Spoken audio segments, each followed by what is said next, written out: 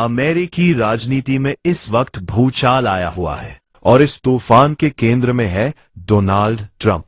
एक तरफ ईरान के साथ युद्ध तीसरे हफ्ते में पहुंच चुका है, तो दूसरी तरफ ट्रंप को अब अपने ही लोग घेरते नजर आ रहे हैं। जी हां, ट्रंप का सबसे मजबूत आधार मागा यानी MAGA यानी मेक अमेरिका ग्रेट अगेन अब बिखरता हुआ दिखाई दे रहा है। जो समर्थक कभी ट्रंप को शांति दूत मानते थे, आज वही इस युद्ध को लेकर सवाल उठा रहे हैं।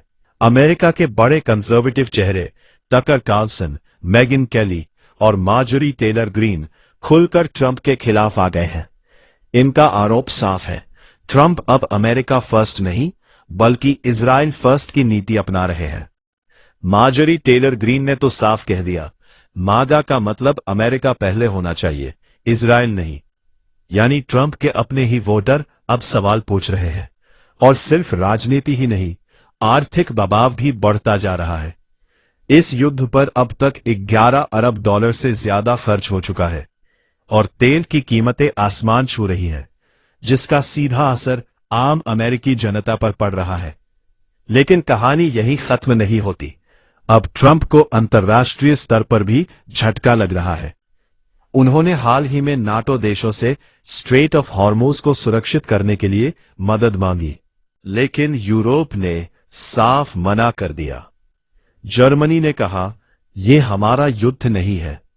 फ्रांस ने अपने जहाज आगे बढ़ाने से इनकार कर दिया। यूनाइटेड किंगडम ने भी साफ कर दिया कि वो है इस जंग में नहीं कूदेगा। और इटली और स्पेन ने भी दूरी बना ली है। दरअसल यूरोप को 2003 का इराक युद्ध याद आ रहा है, जिसे आज भी एक बड़ी गलती माना जाता है। अब बात करते हैं चीन की। ट्रंप ने चीन से भी मदद मांगी और यहां तक कह दिया कि अगर चीन साथ नहीं देता तो वो राष्ट्रपति शी जिनपिंग से अपनी बैठक रद्द कर देंगे। लेकिन चीन ने साफ तौर पर दूरी बना ली है और सिर्फ एक ही बात कही, युद्ध को तुरंत रोका जाए। यानी अब हालात ये है कि ट्रंप सिर्फ युद्ध के मैदान में ही नहीं बल्कि कूटनीतिक मोर्चे पर भी अकेले पड़ते नजर आ रहे हैं।